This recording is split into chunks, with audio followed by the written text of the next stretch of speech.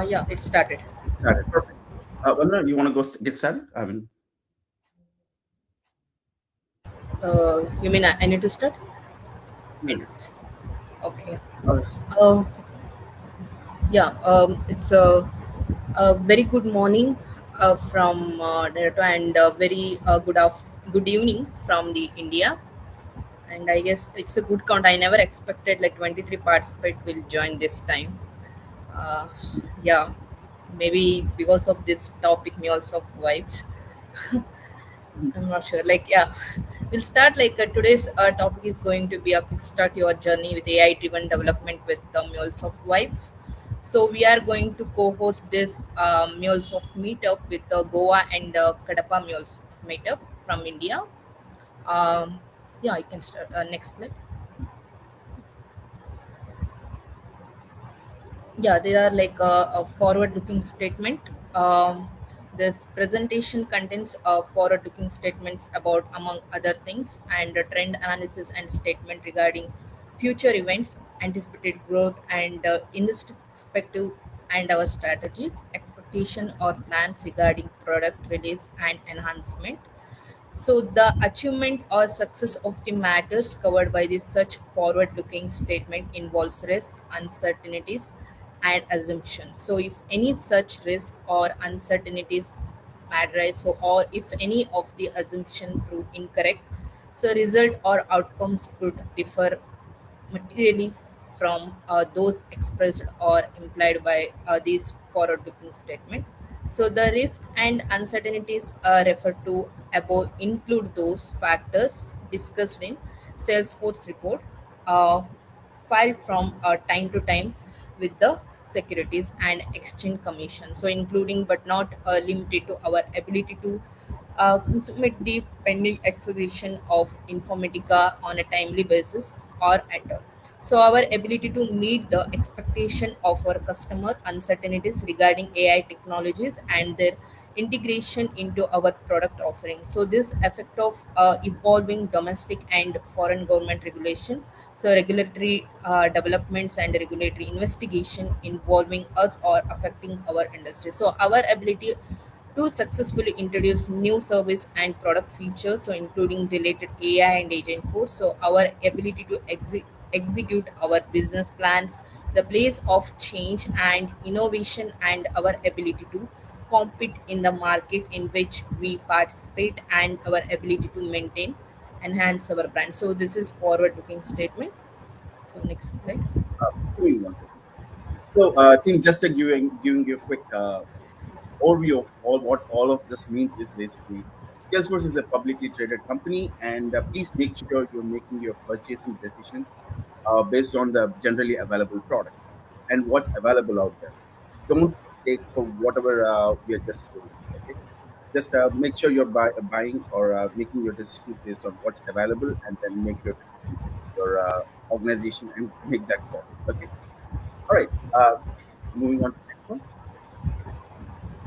So next slide is about organizers and speakers. We can say moderator as well. Mhm. First one is Shravan Nerila. So he is the main speaker for today's meetup. So Shravan, you can introduce. Everyone knows Shravan already, but you can introduce yourself to audience so they can know more about you. Sounds great. Thank you, Vandana.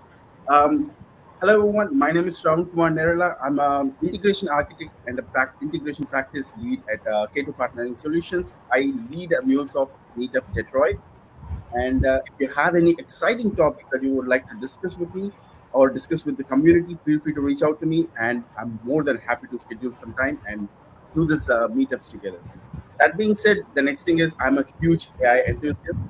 If you have like something cool that you want to build and within the MuleSoft world or outside of the MuleSoft world, and that's related to AI, feel free to ping me. I'm more than happy to jump into the discussion. I'm super excited about AI and how it's actually working. That being said, I'm recently a MuleSoft ambassador of 2026, and I recently got awarded as an AI advocate, and a lot more things kind of came with it. All right. That being said, let me hand over to Vandana. Vandana, you want to go Yeah. ahead? Yeah. Thank you. Thank you, Shravan, for introducing yourself to audience. And I'm the moderator for this today's meetup is myself and Vinay Kumar. So my name is Vandana Gowda. Currently, I'm working in AWGCS.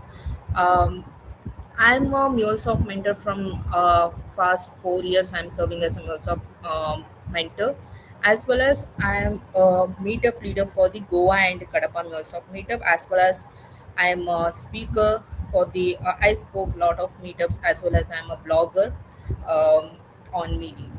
So I usually write blogs for another integration. Okay. So if you have any doubts regarding, mainly I focus on MuleSoft IDP automation. If you have any doubts or any questions about MuleSoft IDP and automation, please let me know. So you can connect me on LinkedIn. Thank you. Um, Vinay, you want to introduce yourself as well? Yeah. Yeah, please. Yeah, hi everyone.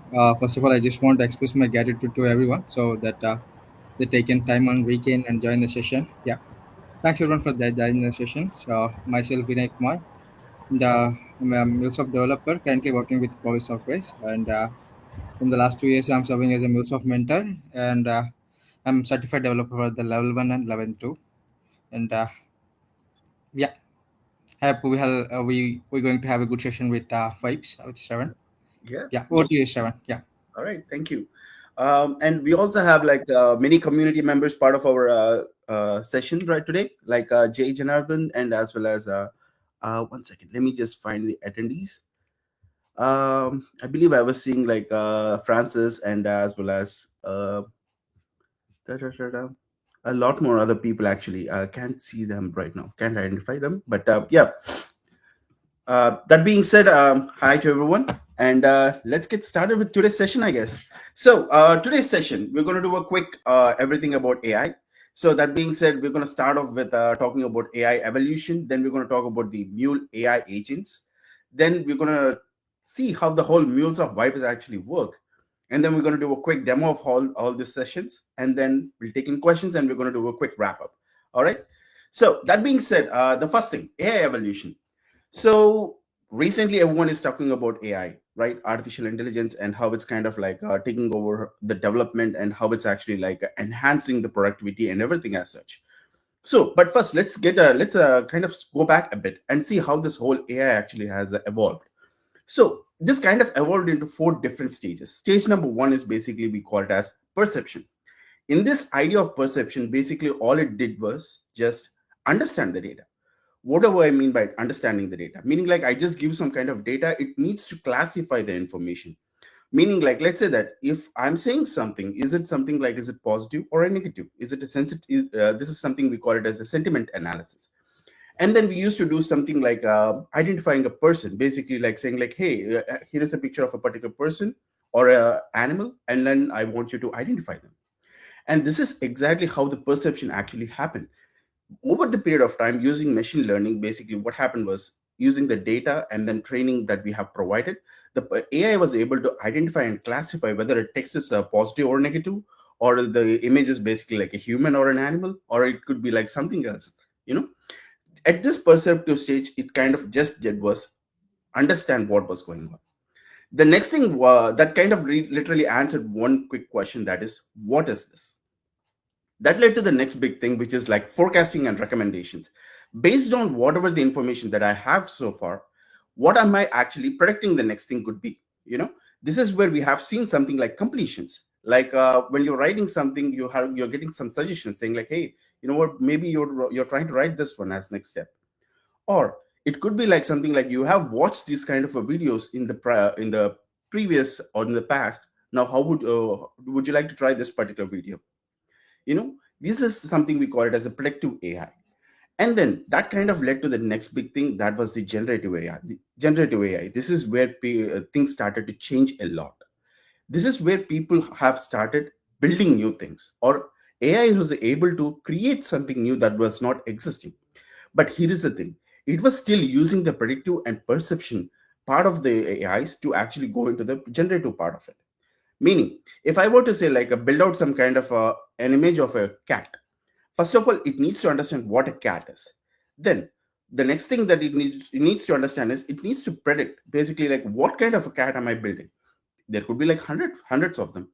And then based off that, it makes a prediction based off it. It needs to understand the traits of it, and then followed by build out that particular image. And that's exactly what a generative AI was doing. And has been like really, really great, right? And that led to one big thing. This is what we call it as agentic AI. This is what we are at right now. Here we are not just answering questions, we are not taking in just questions, we are taking in tasks. When I mention task, meaning like I just say something and agent or the AI was able to understand what's really going on, what does the user want, and based off that it makes calls to the external systems or make updates to the external systems, and then basically like work as a co-pilot to you. And then it kind of acts like a digital colleague with you, and it's being like a personal assistant for completing some tasks. That being said, I would like to give a quick pause up here. Any questions so far?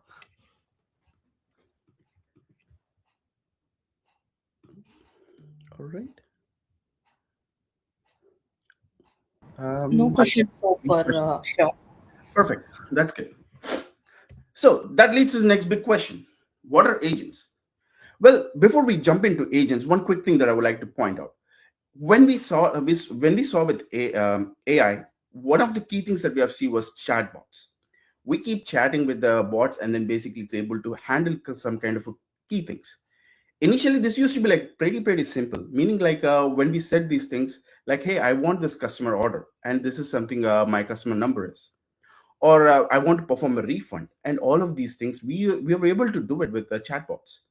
But the problem with the chatbots is it was not able to get the full contextual understanding of what's really going on around it. Meaning, like, I could be all it's doing in the background is it's performing some kind of a rule based checks. Meaning, like, inside the full text of a message that you put, if you say like order and a written, it kind of understands the workflow as, okay, I need to trigger the order written, and things like that. So that's where like we are trying to like come out of it, and we are trying to provide a full kind of context to everything. Okay. And we are just saying that agents are nothing but a bot that's kind of able to trigger our workflows and perform the actions accordingly. All right. Excuse me. Sorry. All right. So that being said, if we were to define agents, everyone kind of explains this in a different way. But let me give you a quick breakthrough of how all of these agents kind of look like. Okay. One of the key things that happens is the first one is a prompt. What is the user's or the agent's task that it needs to perform? Second thing, instructions. This is basically we are saying like, hey, you are supposed to do this, you're supposed to do this, you're supposed to do this. These are the instructions that you kind of perform, or code of conduct that you have to perform. Imagine when you're joining a new organization, they provide you some kind of a handbook, right? That's kind of telling you what are the do's and what are the don'ts, right? That's exactly what the instructions are. The third one that we are defining here is the persona. What's their role? What's the agent's role? And what is it actually trying to accomplish? And then basically, we are also trying to get it respond in a particular way. Is it a help desk? So how it needs to respond in a particular way. If it's being like a positive person or a negative person, how you want to respond to a particular question, that's what agent's persona is in this case. So, what happens in this whole agents? In the agents, we have like three main components. The first one is the memory. When we are talking about memory, this is where it kind of stores all the information of what happened so far. The second one is the LLM, large language modules or models. Basically, this is where the whole brain is. This is the one which is kind of controlling all the acts and everything. The third one we have is the tools. This idea of the tools is basically like interacting with the third party systems or any kind of an API, CLIs, whatever it is. Okay. And then based off all of these details, the LLM kind of builds out some kind of a plan, and using the plan, it kind of performs the execution. Okay. All right. So that being said, let's see an agent in action. One of them, and let me put this in something like a workflow, so you understand like how the whole thing works. Okay. So let me see. Let me show you this. First one is basically, let's take this scenario. Let's say there is something like a Slack message or a Slack agent that I have built. The idea of a Slack agent is it's as simple as just sending a message to a particular person. Send hi to Shravan Nerala. See, for a particular person like us, when we talk about Shravan Nerala, we kind of look that person inside our organization, and then we just send out a message as Shravan Nerala, and then basically send out a message. This is exactly the same concept that we're trying to perform within the Slack agent. So when the user says like sends out a prompt, something like send hi to Shravan, that kind of goes as a task to the agent. Now the agent's task is to complete this task of sending that message. So how does that actually work? It sends out that task to the LLM. The LLM is the brain of the whole thing. So first, what it does is it plans out the whole thing, what it needs to do to send out a hi to Shravan. First of all, if I want to send a message to Shravan, I need to get their username. So how do I get that? That's one. The second one is once I identified that information, then I need to send a message to that ID. And what's that message that I have to send? Hi. That's the text. So that's the context. So now what happened is the LLM actually break down the task into two things. One is like identifying what it needs to do. Second thing, what it needs to do when it's once the username is identified. Now we take this information and then we jump onto the next thing, which is the tool execution. Now, when we're talking about tool execution, meaning like we're interacting with a third-party system. In this case, we are interacting with Slack. All right. So the first step, what we want to do is what's the username of Shravan in Slack? I'm going to pass it to this tool execution. And here I'm going to make an API call to Slack saying that, hey, give me the username of Shravan. And then whatever the response the tool actually returns to us, it kind of passes into the LLM analyze. Or this is a second LLM, or it could be the same LLM that you're using. What this does is it just checks for one thing. Is the tool success or a failure? If it is a success, that means whatever the information that I have, it's kind of retrieved. If I didn't get the right set of information, I need that information to be like used back into my planning mode to understand like what went wrong. Okay. So that's exactly what we're doing. Is the tool success or does it have required information? Once that information is done, the next question is the task done? When I mentioned task, the main task is to send a message to Shravan. Is the task done? No. In this case, what it does is it goes back and then adds that information, whatever happened so far, as a history in the memory. Now this memory is passed back to the planning again. Now, based on the new set of information, what are the steps that I have to do next? The next step is identify, send a message to that particular ID. That basically goes to the tool execution again. And then the tool execution leads to the analyze, and then it checks again, is the task done? Now, only when the task is literally done, that kind of sends out a response and then stops the agent. And here's a big problem with this whole agent process. There is a huge possibility the evaluation that you're performing as part of the planning or the analyze that could go wrong. Meaning like it could lead into something called as an infinite loop without ever stopping this. And this is exactly where we kind of put the maximum number of iterations that we want to do so that it kind of prevents from going further down the road. All right. Any questions on this so far?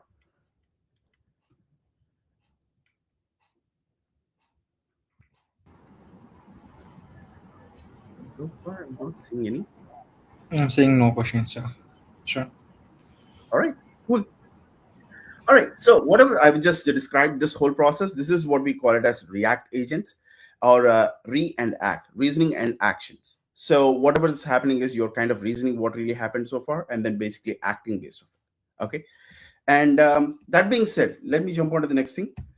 Within MuleSoft, we have like so many ways of building this AI to agents. Okay. For one, we can actually build tools. One of the biggest way we can do that through is something called the MCP connector. The next thing we can do is something like building out agents and then basically making them communicate with each other. And that's what we can do with A2A connector. Then we have the Einstein connector, which is the LLM kind of a thing, and the Agent Force connector, that's a Salesforce part of it. And then we also have a Mule AI connector that enables you to like build all of these building blocks together. And if you want to go nitty gritty details, you can also use something like inference and vector connectors as well. And MuleSoft is kind of like giving you all these tools to build all of these agents and AI related tools in a much faster way. All right. The next thing, excuse me. All right. The next thing that we're going to talk about is the Mule AI agents. These are the things that are actually provided to you out of the box. All right. So the first one that I'm going to talk about is the MuleSoft Vibes, and today's session is completely about this Vibes. Okay. And initially it used to be called as the Dev agent. And when we talk about agent, think of the whatever the agent workflow that I have mentioned earlier. Okay. So that kind of helps you in seeing like how the whole Vibes is working, and you can actually make the changes as needed in the future. All right. So the next thing that we have is something called the documentation generation. This is something part of the AnyPoint exchange. I will show it to you. All right. The third one is intelligent document processing. Whenever you have like these unstructured data sets, like a PDF or images, we take in that information and identify the core attributes of it and then give it back to you as a response in a structured format. And that's what the IDP agent does. The next one we have is something called the diagnostic agent. This is something new that recently came up. The idea of the diagnostic agent is whenever your application fails, instead of you going through the whole logs and trying to figure out what went wrong, the diagnostic agent performs this analysis in the background and then gives you the right set of information for you to perform next steps. Then we have the connector builder. This is where we kind of like use the AI to build the custom connectors for your actual applications or your integrations. And in a similar way, we have like so many other AI capabilities that are enabled within our MuleSoft, that are AI gateway that's related to your basically like controlling what kind of LLM you need to use and things like that. Then we have the agent fabric. This is enabling you to orchestrate your agents and then communicating between the tasks and everything like that. And we have a number of other capabilities that are coming in pretty soon too. Excuse me. Let me give a quick pause up here and any questions so far?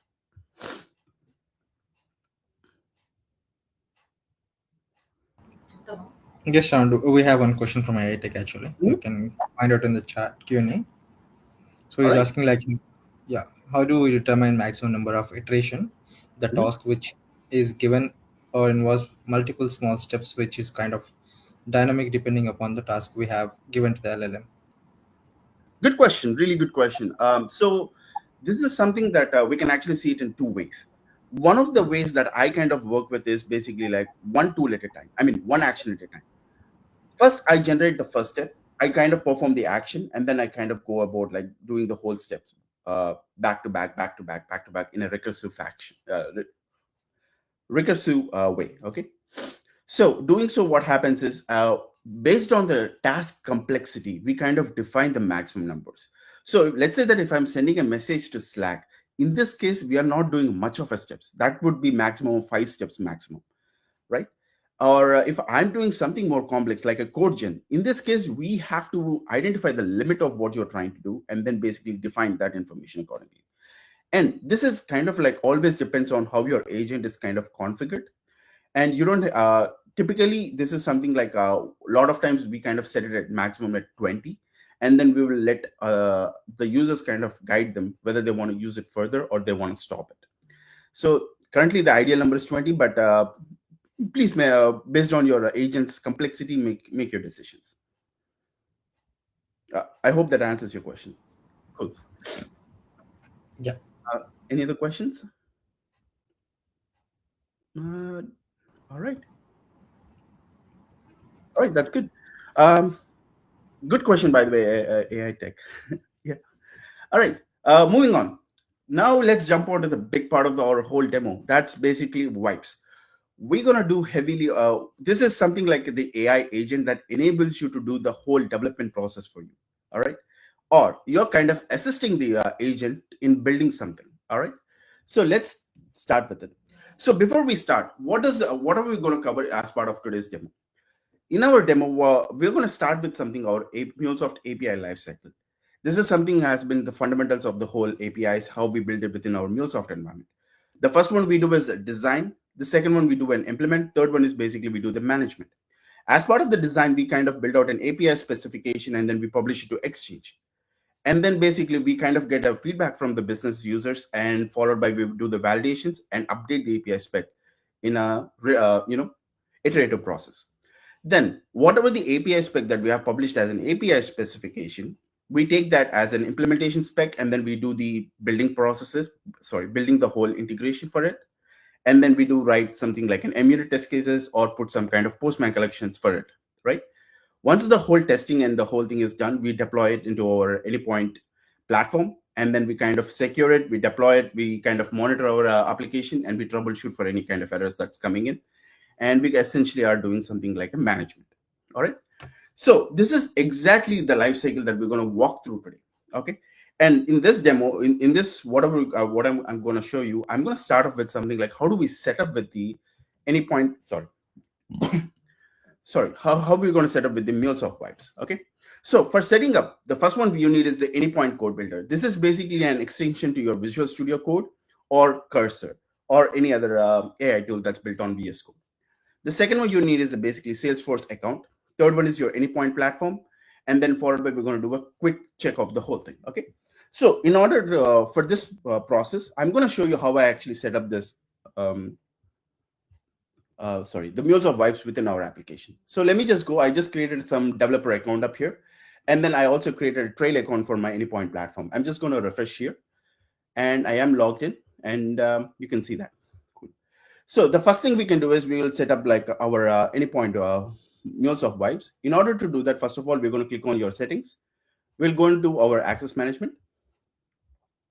Excuse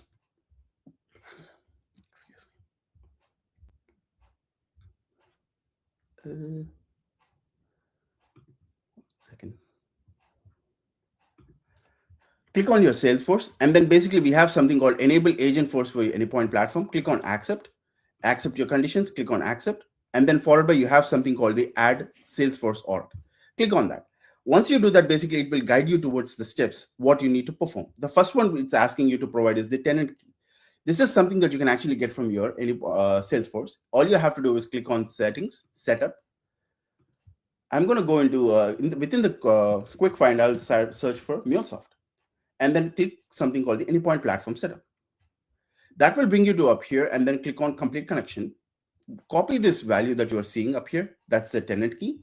Paste it up here, add, and then basically it will identify your organization name and what is the name that you're going to use to identify this particular organization. Trail Salesforce org. Click on add.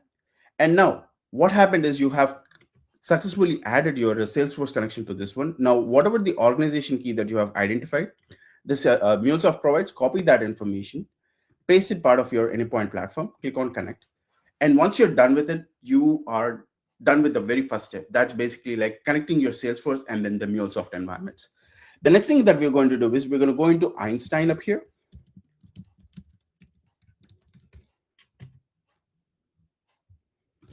Click on Einstein setup and check that Einstein is turned on. If it's not, please turn it on, and that should help you with the next steps. All right. So now that your Anypoint platform is set up, click on close and then refresh. Now what you should happen is you should see like the next set of options being enabled up here. Click on like enable for this one, continue, and then enable for which organizations you're trying to enable that for. Save the settings. And then basically I'm going to enable all the settings for the time being. Let me just go click on save. And that's all. And that's the end of the setup for Salesforce and MuleSoft at this moment. The next thing what we're going to do is we're going to go into our Visual Studio Code. I hope you guys can still see my screen. All right. 1 second. Let me just log out for a second and then basically log back in. So the first thing what you're going to do is you're going to go into this extensions, and then you're going to search for Anypoint Code Builder. And then you will find something like an extension pack. Click on install on this, and then basically you will have that the extensions enabled part of your Anypoint Code Builder. Now, once that's enabled, all you have to do is just click on this button. Sorry, you know what? The best way is like just click on this one, click on allow, and then it will prompt you to like click on open the external website. Click on open. Log into your account. I'll click on login.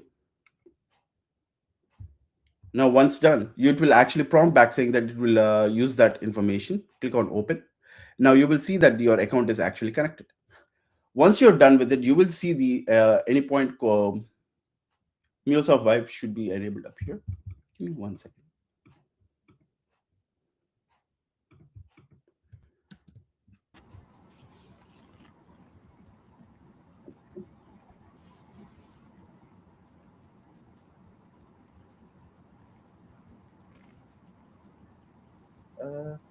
Give me 1 minute.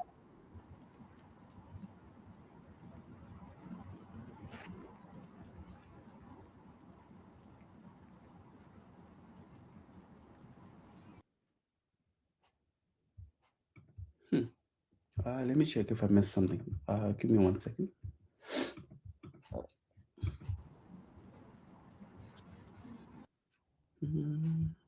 Did enable everything. Cool.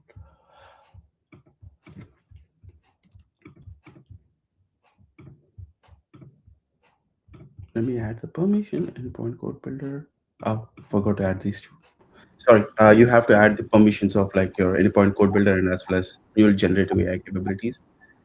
Enable that. Yeah, someone asking the same about the permission things, like what we are going to give for the Salesforce and access management.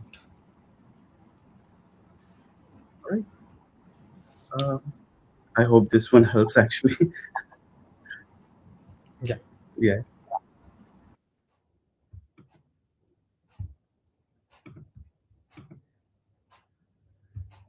Let me just. Hmm.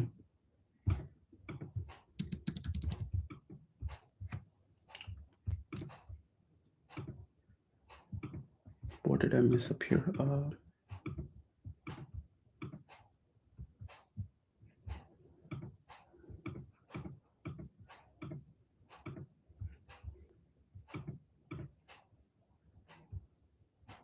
think I missed.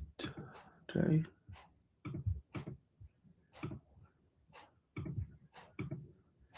Didn't I add it? Try again.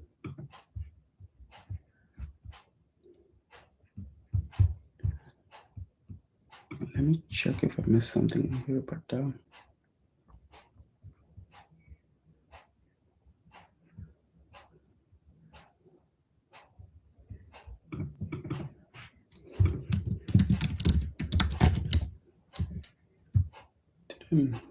sorry, Einstein, did I miss something for you?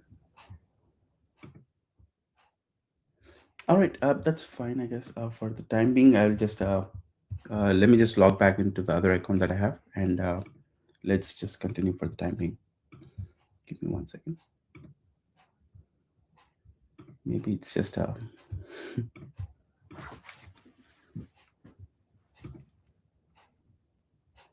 right. So essentially, what would happen is you would actually see like something like the vibes being enabled like this, and then basically you are good to go with the next steps. All right. Let me just go back up here, and that's the setup part of the first part. So the next thing that we're going to do is basically like designing an API specification at this time. The idea of the designing the API spec is basically you're just providing the prompt to the AI or the vibes to actually tell like what you're trying to build and what are the endpoints that you're trying to build. And basically it takes up the tasks of writing the whole API specification for you. Currently this currently the vibes supports like writing the API spec for like open API specification, raml, async API, or the grpc. This is the latest support that I kind of recently came up. You can actually use it for that. So what I have done is I've already like put together a small video of like how the whole vibes actually works on this. So here's a quick demo of it. So all I'm going to do up here is 1 second. Let me just all right. So what I'm going to do up here is, first of all, I'm just going to click on the vibes, and then I'm going to provide a prompt saying that what I'm trying to build. I'm trying to build a raml specification for a Salesforce system API, and it performs a series of actions or tool calls, and then basically writes out the full API specification for you. Typically, this whole process takes about like 1 or 2 minutes to complete the whole thing. And it also completes by writing the whole thing and then writing a documentation or a README file for the whole thing. Once the whole thing is done, it kind of also publishes the API specification to your exchange. Again, this is something that you have to like provide as a prompt. Once you provide that as a prompt, that actually it will start working for you. All right. Any questions on this one?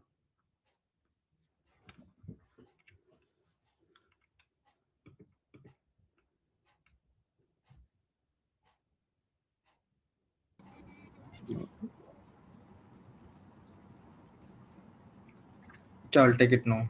Sure. Mm. Okay. All right. So this API specification, once this is actually built out, you can actually like see this. It gives you a comprehensive summary of what really happened, what are the actions it took, and the validation status and everything. Again, it will actually apply like a security policies or authentication mechanisms that you have mentioned part of your API specification. So if you mention something like as part of your prompt, I want to secure it basic using a basic authentication, just prompt it and it will take care of it. And in a similar way, you can set it up for OAuth 2.0, JWT, and all of those things. All right, cool. That being said, the next thing that I'm going to show you is once your API specification is published into your exchange, one of the key things that a lot of people miss doing is writing a documentation or a complete summary of what really happened. So here's how it actually does it. So once we have enabled Einstein part of our Salesforce org or within our MuleSoft, what happens is you will see something called as within your exchange, you see something called a generate documentation. Once you click on this generate documentation, it will utilize all the details that it has part of your API specification, and then it will generate a comprehensive document of the whole thing. You can see like what kind of authentication requirements are provided, and as well as the base URL environments and detailed explanation of each one of your endpoints and how to call them and what is a possible response that you get.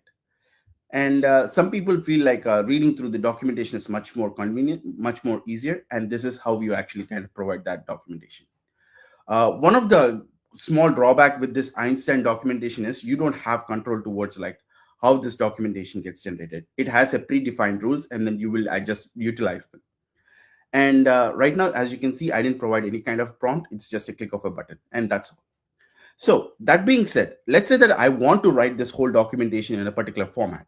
And in this is where what will happen is you might have to use something like GitHub Copilot or Claude, ChatGPT, Gemini, or any other third-party LLMs. And then you just provide a prompt saying like, hey, I want to generate a documentation, and here is my API specification that I've built. Write a documentation in this particular format. And it generates a specification, copy the details of the documentation, take it, and then just paste it in your documentation tab up here. All right, those are like two ways you can actually do. So the out of the box is much more convenient. Just click on like click on generate documentation, and it kind of provides based of the best practices that Salesforce has set up for this. All right, any questions?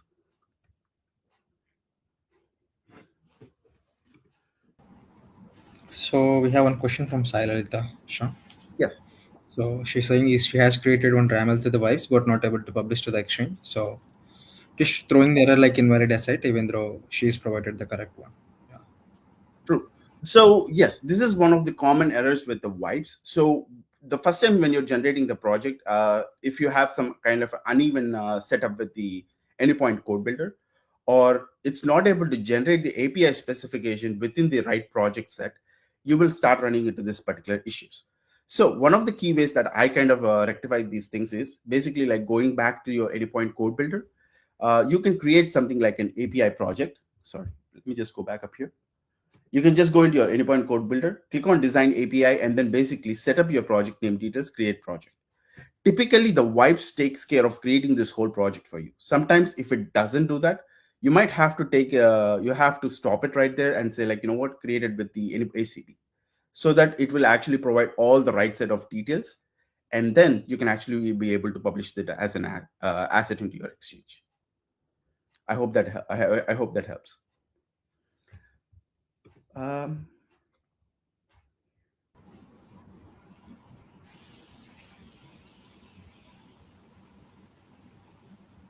all right, I don't see any response in there, but I hope Yeah. that's it. Again, most of the time the vibes takes care of it. Sometimes it doesn't. You have to be the person guiding it towards what needs to be doing it. All right. Okay, moving on to the next one. This is the big part of the whole development life cycle for our APIs, right? So the development, what really happens within our development is we kind of like take the API specification from published in the exchange, we take that in, and then what we do is we start to write the whole implementation logic, flow by flow, right? Instead of us writing it, what we can do is we can actually provide it to the agent wipe saying that, hey, we already have this API specification published in exchange, I want you to pick it up and then perform the implementation of the whole application, setting up all of the details. So in order to do this, what I will do is I'll go back to the wipes again, and in here I'm going to provide a prompt saying that using the published Salesforce API within the exchange, let's implement the API with all the defined best practices. Again, these best practices, what we are talking about, this is something that you can actually configure it part of your code builder within your wipes. You have something called a button, like something called as this one up here, the You have something called the rules and workflow button up here on the right, the third button up here. Click on that and you will see something called rules, workflows, and hooks.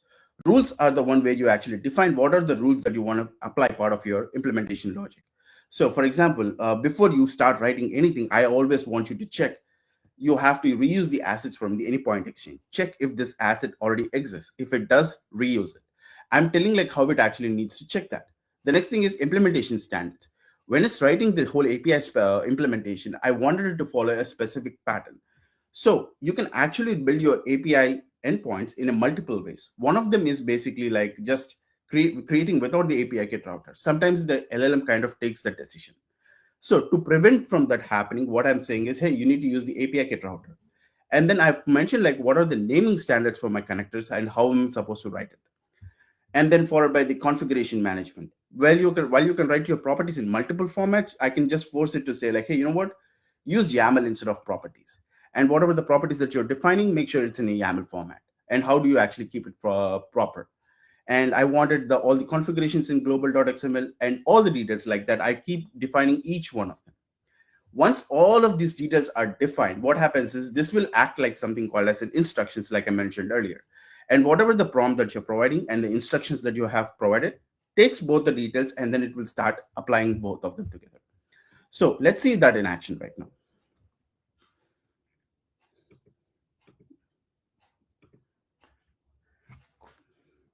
And then basically I'll start. Keep in note when you're actually running this API implementation, it does take some time. So sometimes it takes about like 5 minutes to complete the whole thing, or sometimes 3 minutes. It depends on your complexity of your API specification. All right. So let's say that if I'm just implementing one or two endpoints, this is like pretty much that should be done within like under 2 minutes, 2 to 3 minutes ish. But if you're doing something more like a 10 to 20 endpoints, it might take much longer than what is anticipated. All right. So here's one of the things that I would like to point out. So notice that once the whole once the API implementation is done, what it does is it will automatically try to build the project. If the project actually fails, what it does is it takes the information what happened so far and then basically takes that as an input, and then it tries to like update the details as needed. Sometimes what happens is even though you provide the right set of details, it may not be able to figure out what went wrong. And this is where us kind of we have to come back and then basically make some minor adjustments to your API specification. Again, this is not a perfect, but basically most of the time it kind of fills up all the details that you need and then basically completes the task for you. After this whole thing is done, the next thing what we will do is we kind of write your unit test cases.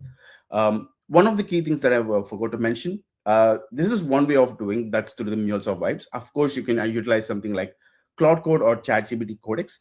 But the thing is like with the mules of vibes, you actually get the whole thing in a production ready format most of the time. Sometimes it might miss. Sometimes you can just have to point it out. All right, cool. So the next thing that we're going to do is test case generations. Let me just go back up here.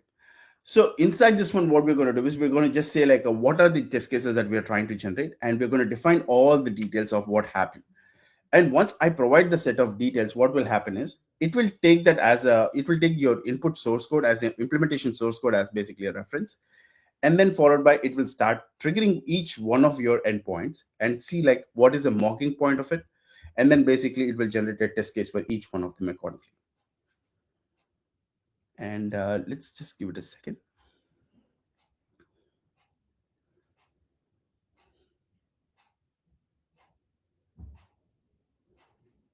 So notice that once the test cases are generated, it runs the MVN test, and then basically it will start running the test cases in the background too. So everything kind of like runs by itself in this case. And if there are any failures, it takes back again these details and then basically restart the whole process again. All right. Sure, regard one question like someone is asking, is LLM free like that? Do you have an answer for that? LLM is uh, in this case, if you're talking about Mules of Vibes, it uses the Einstein in the background.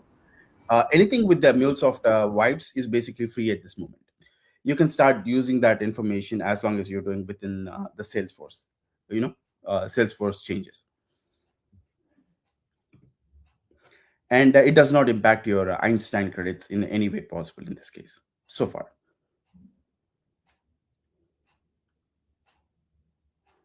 I hope that answers the question.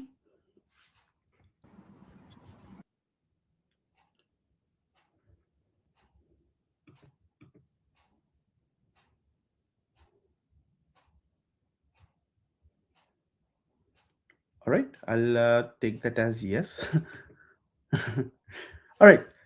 So the next thing what we're going to do is again whatever I've shown you right now, it's basically like just showing you the units part, but you can also generate something like a Postman collections in a similar way. Meaning like whatever the API specification that you have, API implementation that you have, you just provide it as a prompt, and then you can ask it to like generate a Postman collection. In order to do this, all what you can do is you can actually go into your manage MCP servers, click on settings, marketplace, and you have something called the Postman API tools. You can click on install. Using this information, it will take that as a reference to build your API Postman request as well. All right. Again, you can actually configure multiple MCP servers. Right now, one of the advanced workflow that I typically follow is basically like custom rules, or one of the thing is custom rules. The second one is basically like connecting multiple MCP servers. The reason for multiple MCP servers is because when you go into Salesforce, we most of the time build something like custom fields. And each organization has their own set of custom fields that they have defined. And some of them are required for creation of the particular object, or some of them are not. Possibly they kind of work as an enhancement. When you're building these API specifications and API implementation, having this information as a context would really, really help the vibes to actually act out and then build the whole application accordingly, right? And for that reason, what I do is I typically connect to my Salesforce organization using the Salesforce DX server. And doing so, what would happen is I enable the metadata API. So whenever my Vibes is about to start building the whole API specification, first it goes back and checks in the Salesforce what are the required fields. And based off that details, it will start building out the whole API specification. All right. Excuse me. All right. So the next thing that we're going to do right now is the third part of it. Once you have your API specification, you have built out an implementation. You have built implementation. Afterwards, you have written the test cases. The next thing what we can do is we can deploy our API specification. Deploy your API application into your runtime manager. In order to do this, before we do this, first thing what we typically do is we create something called the auto discovery ID. Typically this kind of goes about like clicking on multiple actions and then going into that particular section. Instead, what we can do is we can start asking wipes. And in here, all I'm going to say is let's create an API instance and add the auto discovery ID to the project. Once I do this, in this case, it's just a prompt. Once I provide that details, it will start making some tool calls. And using that information, it will start updating the details accordingly within our new project. Notice that it actually created as an API.id, since as part of my rules, I've mentioned that whenever you're defining a property, it needs to be defined like this. And you can actually see like it actually updates the API ID within our configuration as well. Cool. So once the whole thing is done, it will give you a brief summary of like, hey, here is the API ID that I've created, and here is the instance label that I've set up for it, and all the details that you need. All right. So the next thing what we're going to do is right now we are able to create the API auto discovery. The next thing what we can do is we can also apply something like a rate limitings as needed. So in here, what I will be doing is next I will say like, hey, let's apply a rate limiting policy of 15 minutes per minute. Sorry, 15 requests per minute. So you cannot make more than 15 calls for each minute. All right. So once I provide that details, what it will do is it will go ahead and start making the API calls and apply the policy within our AnyPoint platform. All right. So if you were to go back to your API manager and you click on API instance and refresh, notice that the Salesforce system API is existing in there, and you can see the API ID is available. And that should be like typically matching with the API configuration that you have up there. You see that? And then followed by, if you go into the policies, you will see the rate limiting being applied there as well. You can click on the edit configuration and you can see like I mentioned like 15 requests. So it says 15 requests per minute. And that's how the whole managing of your API actually happens. And this means it's not just like what you're trying to do is just applying your policies. Now you can also do multiple other things like checking through the logs through AnyPoint monitoring. You can just say like, hey, I want to monitor the logs for like, I want to see like past 10 logs of what really happened for this particular application. It goes and fetches that information.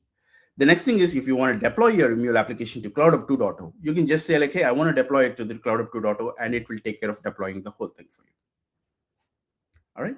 So what we have really done up here is basically we are using something like a MuleSoft Vibes to design, to develop, test, and then deploy our application, and as well as manage our application. All the 5 steps within the Vibes environment. Um, that being said, any questions?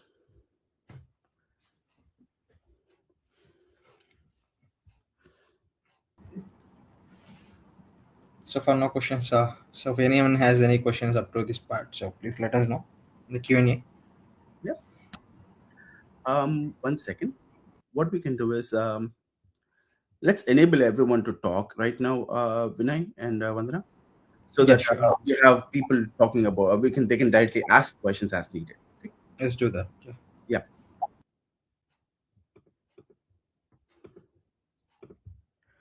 All right.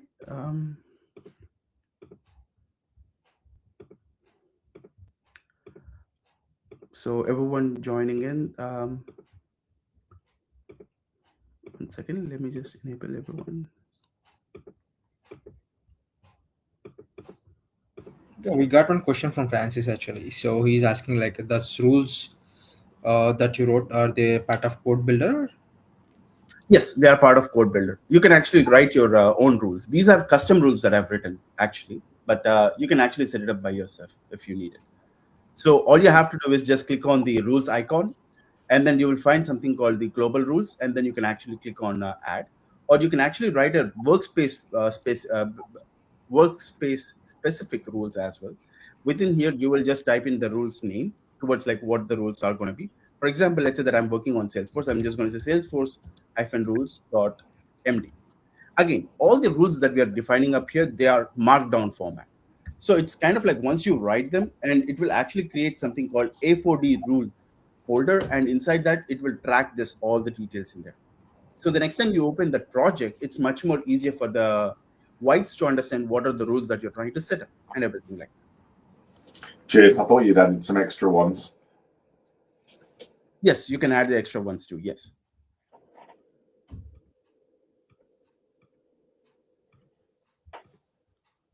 Yes, Mohammed. Hooks. Um, Apart from rules, we can also see there are some workflows and hooks over there. So what are these? Yes. So just like how the rules actually work, workflows are basically like before you perform this action or the vibes to actually perform something, you can set up some kind of a rules for this. For example, I have set up something like a repo workflow. All this one does is before a project actually starts, I wanted to create something like a separate, sorry, before my vibes actually takes a session and start the process, I will define a workflow mentioning like, hey, before you do it, make sure that Git is initialized part of this project. Second thing, I want all these changes part of a new branch, something called vibes slash the feature that you're trying to build. So what happens is whatever the changes that the vibes is actually making, it does not impact my actual code. So you can define some kind of a workflows like this, and it will follow those workflows. And then the hooks is basically like you're defining at specific points of life cycle. If you want to perform and if you want to trigger another workflow or anything like that, you can define it part up here. And you can see like this, like the custom, the ones that they actually provide right now. On the task start, on task resume, on task cancel, on task complete, and other details like that. So let's say that I want this whole my workflow to start when the task is started. I'll just click on task start, and then basically I will just mention like what it needs to do. I will provide the details up here. That's all. Currently, I'm only using it pretty minimal at this moment, but yeah. I hope So that helps. Go ahead. yeah, we got one question from Anu. So basically, she's asking like, we can do the CI/CD deployment based on this vibes. You can trigger them, yes, but again, I would highly recommend you to test it before you kind of do it as a separate action, rather than putting it part of the work. The reason for that is most of the times the wipes, whatever the code that it's generated, it works. But there is also a most probable way of like failures too. Meaning like it could stop in between saying like, hey, you know what, I'm not able to complete the process. Things like that. Just to avoid that, what I would do is I would ask it to complete the task and then basically check, make sure that the whole application is running, make sure the test cases are properly generated, and then followed by make that call towards I want to deploy it. And I want to make that call towards whether I want to trigger the workflow or not. One of the things is, if you're feeling very confident that the vibes is kind of performing what you're asking, more than happy to do that. Yes. You're more than welcome to do that. Yes. And I hope this answer your question.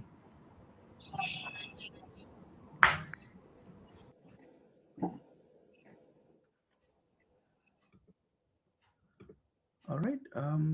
Any other questions? I All right. think I'm seeing some people has raised hand. So, do you have any questions? Yeah, yeah.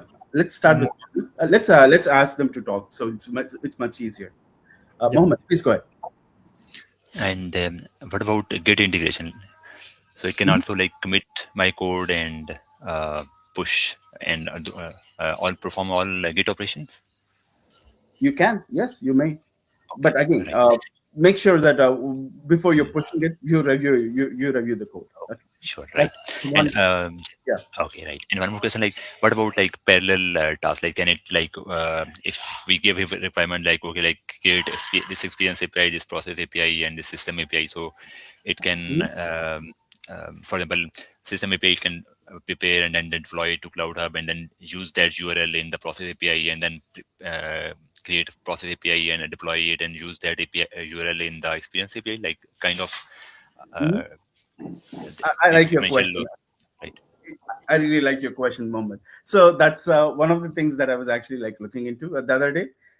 So the idea right now, it does not support parallel executions. At least to my knowledge, when I was trying, I was not able to do it.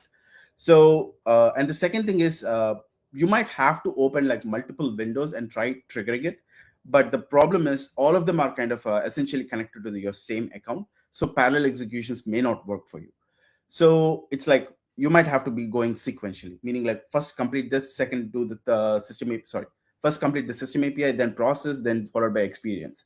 And then once you're done with all of these and you have your API specs created and they're deployed into your exchange and as well as your runtime manager, then you can ask the wipe saying that, hey, update the URLs based off that, and it will take care of it. Again, make sure that you're kind of going through in a sequential manner. Whatever vibes that you're seeing right now, it will work for a lot of times, but the thing is, these parallel executions are not there yet, at least to my knowledge. I hope that answers your question, Mohammed. Yeah, thank you. And Yeah. just last question, like, what is like performance or its quality if we have like a very complex kind of transformation data weave requirement? uh, so it is kind of fine so far, Mohammed. Sometimes I might have to jump in to make some adjustments, but most of the time it's kind of generating a proper database. Yes.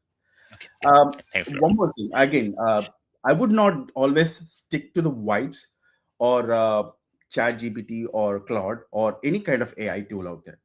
It's always like there should be a human in loop, making sure that whatever it's generating is always correct. Okay, because whatever it's generating, according to its context, whatever it's generating is correct. But when we are actually seeing it in action or as part of our knowledge, it might have the gaps.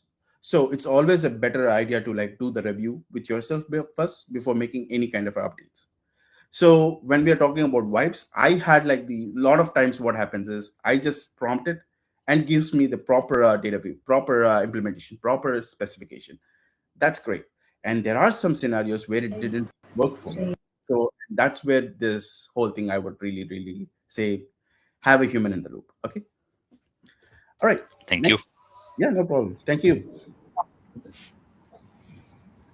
All right. Next we have Madineni Sailata. Yeah, sure. Hi. No. Hi. And then what my question is, sometimes we have to modify some data view logics, right?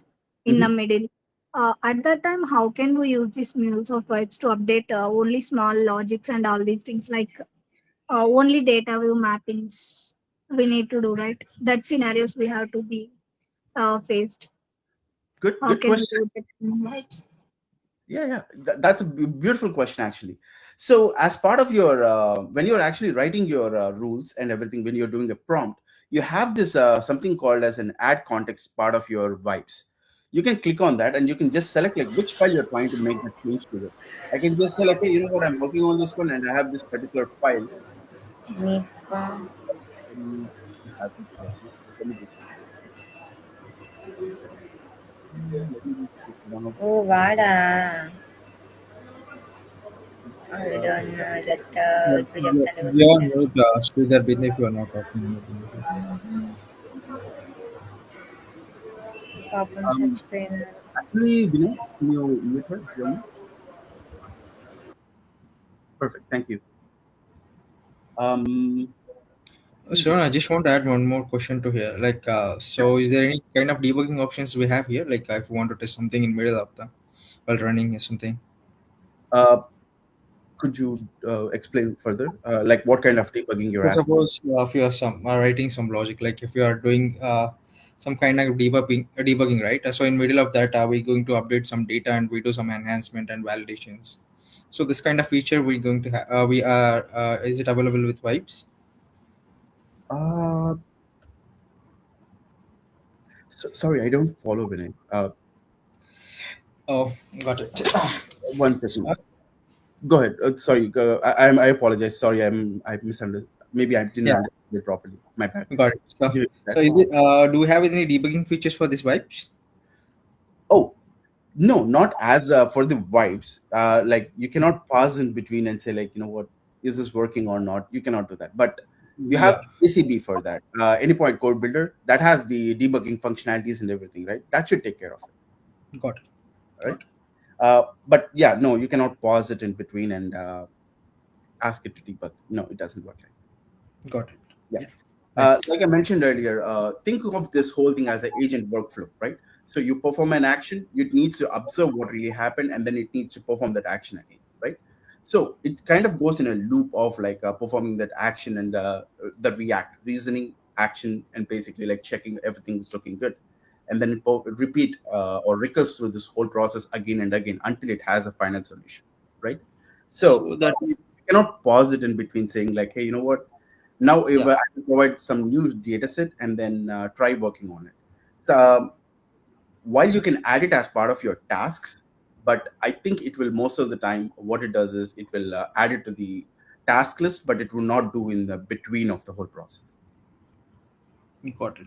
All right. So in that case, so that we can consider for like complex case, can't we consider this like would be difficult, right? For complex cases, if we consider vibes, like I can say, Like I didn't understand. like if the application has the frequent changes in between. So Yeah, but yeah, the go application. ahead with the questions. Like I can explain after. So, Sure, we can come back to yeah, that. Yeah. Um, one quick thing. Sorry, I'm not able to find a project right now on my desk right now. So what I will do is I'll just create a simple doc, data weave, and then basically I'm just going to put up here. got one question from Anu that about the accuracy. So Uh, the first time, yeah, One second. Let me just complete this, and we can talk about that. Okay. sure. So let's say that we have something like this one. I believe it was Sailata earlier who was asking the question. Yeah. So in this case, what you can do is you have this test.dwl file, right? You can go into your vibes and you can provide it as a context towards that particular file. So what you will do is you will just say like, hey, you know what, I have this file called test.dwl, and here is the change that I want to do. For example, I can say like, hey, add couple more. Let's say that couple more Salesforce fields, and then basically I will press enter. And technically, what you're doing is I'm just providing it a context towards like what I want to do and what is the update that it needs to do.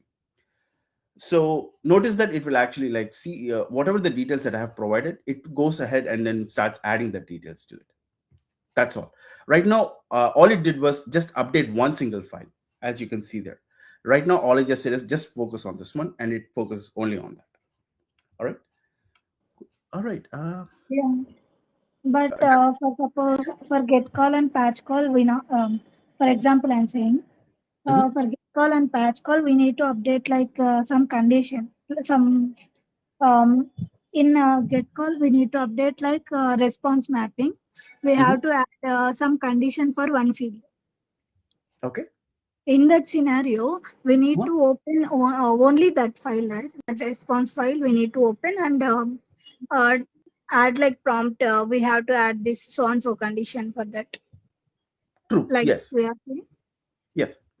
Again, it's not about complex or a simple use case in this case. If you're specifically focusing AI, I mean, asking AI to update a specific file, all you have to do is just point it to that particular file and it should typically take care of it. And again, don't feel restricted just by just saying that I will just use wipes. Okay. In most of the scenarios, chat gpt Claude can also help you with all of these things. If you have something like a GitHub Copilot license, something like this, I can also do the same exact thing up here. I will just select this file and then say like, hey, what is the change that I want to do, and it will take care of that thing. Okay. But sometimes it might run into some issues. But most of the time the wipes kind of goes through that iterative process, and then it's trained on this data view code and as well as the MuleSoft code, so it has a better knowledge about all of these things and it can resolve those issues every. Okay. um, And, and Go is ahead. there any chance to validate the certifications, client certifications, like through Mule software? I am not sure, meaning. That means we will check, right? We will before adding certifications, we will Mhm. validate those certifications, right? When it will expire, and those details we need to validate, right? Oh, yep, yep, yep. Oh, so basically, these are like some custom rules. Again, we are talking about right now. So yes, you can define them part of your workflows, and then you can actually get them working. Yes, before adding any kind of certificates, you can do that. I've seen people who actually have done this. So for every mule project that they do, they kind of build out some kind of a self-signed certificate as part of their workflow. And then basically what it does is it will automatically generate that certificate and add it part of the code as well. So you can do some kind of custom rules like that. Again, when you're doing those things, you have to define the command that you're trying to perform. And that's what goes under your rules. Okay. I hope that answers your question. Yeah, but sometimes we need to convert that files also, right? Like CRT file to JKS, those Mhm. conversions, right? Those Yes. things. Do we do? I mean, can we do that through this? Yeah. Again, that's what. As part of your rules. One second. Let me go back to the rules again. So let's say that your project, you have if you're doing this only once at a time, I mean, on a project creation per se, let's say, and you already provided the CRT file. All you have to say is add a particular rule up here saying that, hey, you know what, before starting anything, three, and I can just say like certificate conversion. Okay. And I will describe like you will be provided with CRT files before starting the project or development. Make sure to convert the CRT to JKS format, and then using the key tool utility, and then I can just go follow by saying that use this command. Okay, here we need to give the commands, right, to convert it. I mean, if you feel comfortable, you can do that. Yes, um, you can do something like this, and it will work too. Again, at this time, before it performs this action, it will ask you to whether I'm okay to use this tool or perform this command, and you should approve that. Here we will add, but how can, for suppose I have the certificate, only certificate. I don't want to add it in code and all these things.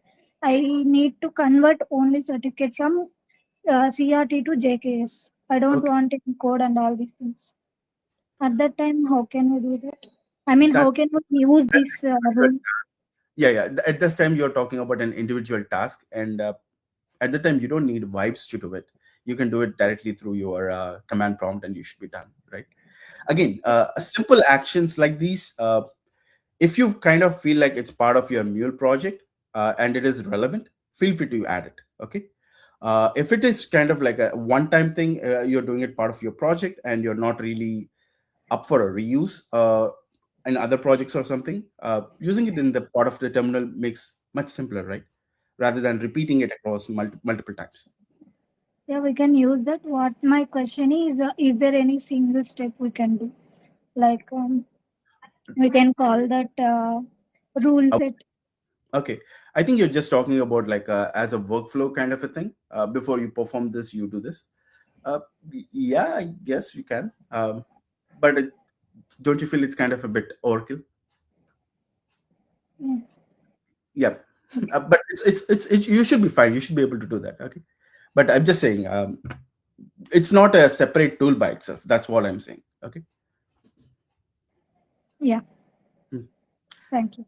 No problem. Thank you. I hope I answered your question, Silent. Yeah, sure. Yeah.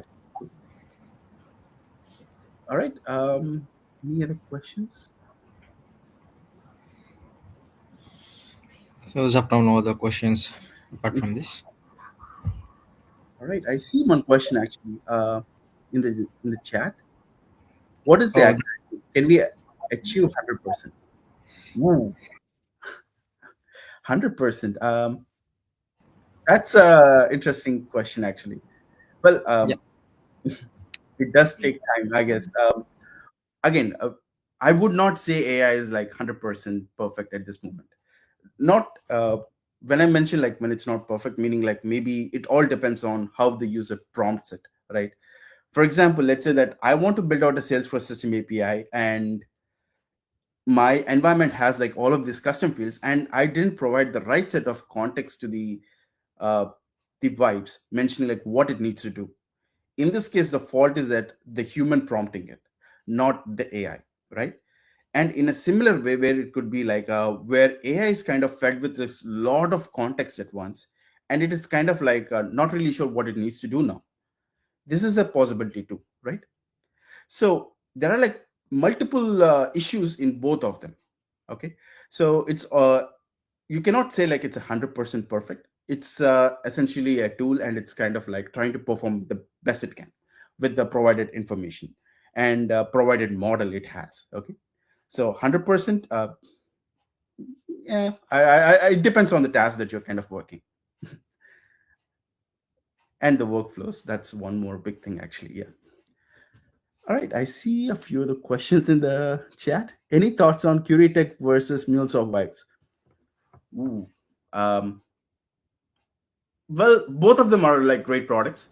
I've used both of them, and both of them are great products. Um, it just uses like a different way of like they're trained on a different way towards like how it actually like generates the code. That's all. But rest of the functionality feels the same. Okay, most of the time. And I'm not going to say like what is better, one is better than the other, while both of them can perform a similar action. So it all depends on which one you're comfortable with. And Jay mentions like Curitech used to be a lot better than Vibe, but these days Vibe is on par. True. Yes. All right. Next question. Santoshi is asking about, can we control or modify config files, pom.xml files? Is there any security property files? How these wipes work? Ooh, great question, actually. Yes, you can control your pom.xml file configuration properties and everything like that. One quick thing, when you're working with the secure properties, it's your responsibility to like make sure how you're kind of triggering your properties. Secure properties, typically what it does is it has two properties that you have to pass. One is like your actual key. Second one is your actual property value that you're trying to do. And along with like your algorithm details and other algorithm details and basically like a and basically using this information it kind of goes through and encrypting your details, right? So are you feeling comfortable and giving these keys to your AI model is the question. But here is one of the things that I follow at our organization. I kind of mentioned to all of our team members too, do not use AI to generate any kind of secure properties. The reason is I want them to be like, I don't want that to be like exposed in any other way. That's all. But it's your organization's call on how they want to do it. But if your question is just if Vibes can do it, yes, you can do it. But again, like I was mentioning in the rules earlier, you can just go in there, add that property as a rule in there, saying like, hey, if you're writing a secure properties, make sure you do this command and then you do that. All right. Next question. Have you ever got this thought that instead of mentioning what needs to be done through prompt, better I will do this? Just checking. Well, a lot of times actually. A lot of times. The thing is like, sometimes if it's a very minor change, right? Let's say that I'm updating just a property, using something like Vibes or Chat GPT or anything, I kind of feel like they're overkill. They don't need. I don't need like. I don't need to waste tokens for something that small, and I would just go in there like and make that change.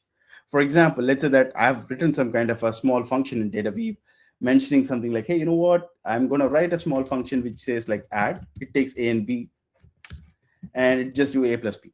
Now, instead of like now, let's say that my new requirement is to add something like a subtract. I will just do like a fun and A minus B. How much time did it really take for me? Very less. And if you are taking something like very complex, meaning like I have to implement a full endpoint altogether, going through the API specification, implementation, everything like that, yes, at that time I use Vibes, mentioning like, hey, you know what, this is what I want to do, and I go forward with it. I hope that answers the question. All right. Next, if we come across a situation where a complex mule application which is running in prod couple of years and now some enhancements has come across, does MuleSoft help in such situations?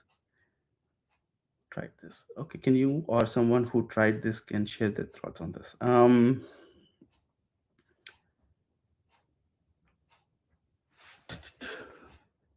Well, I never had such kind of a scenario before.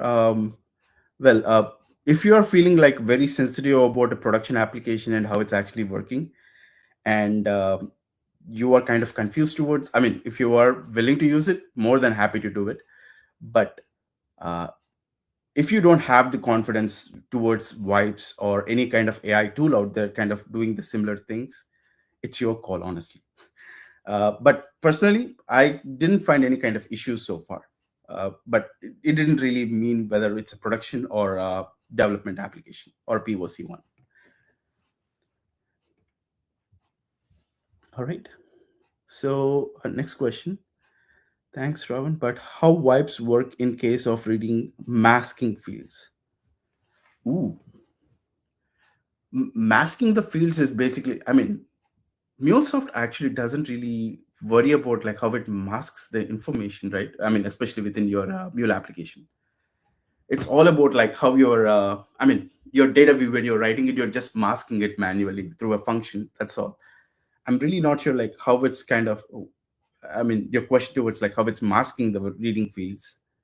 Maybe if you can extend on that, that would be really helpful, Santosh. All right. Shall I use AI in Anypoint Studio directly without Code Builder and Salesforce account? Uh, I don't think right now the Anypoint Studio supports the AI or the any MuleSoft Vibes part of MuleSoft Vibes part of the Anypoint Code Builder. It's only part of the Code Builder right now. It's not part of the Anypoint Studio. So if people are still working on the Anypoint Studio, I would encourage people to get started with the Anypoint Code Builder. Try it out, and based on your decisions, make the call towards like how you want to proceed further. Okay. That being said, one of the things that I've noticed, and a lot of places that I am seeing too, a lot of people are still working on the Anypoint Studio. They kind of feel that's much more stable than the Anypoint Code Builder.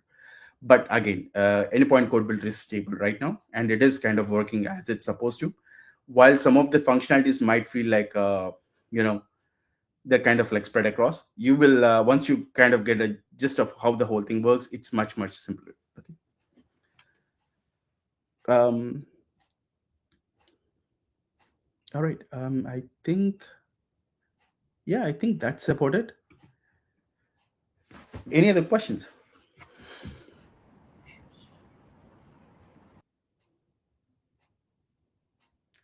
All right. I think I've been talking for a while. I will let Vandana and Vinay take some of the questions if possible. Oh, I think you. I hope you answer all the questions. Yeah. All right. Let me just go back again. Yeah. Thank you everyone for joining in. Actually, and yeah. Thank you everyone. Actually, I will be thanking everyone for joining in today, and making this session a great place to interact and work with each other. Again, use of vibes is kind of it's kind of relatively new for a lot of things, but the thing is, it's kind of beautiful out there. Vibe coding is one of the key things that has been like growing for a while, and having this functionality within the MuleSoft, it's even amazing if you think about it, right? So I encourage everyone to try out with AI right now. And if you have any questions, feel free to reach out to us. We are part of the MuleSoft community, and if you're not part of our Slack chats, feel free to join in, and it's free. Ask questions, send out the messages, and we are more than happy to answer these questions for you as soon as we can. Okay. And that being said, I also have, like, if you're ever feeling like reading about AI and what's happening in the MuleSoft world, I also write Medium articles just like Vandana does, and you can always follow me in there. And if you have any questions specifically towards like how these AI actually works, meaning like what does this vibe coding really means, how it actually worked, and when I was using it for the first time, how it actually worked, and as well as like if you were building some custom connectors, how I use like AI to build them.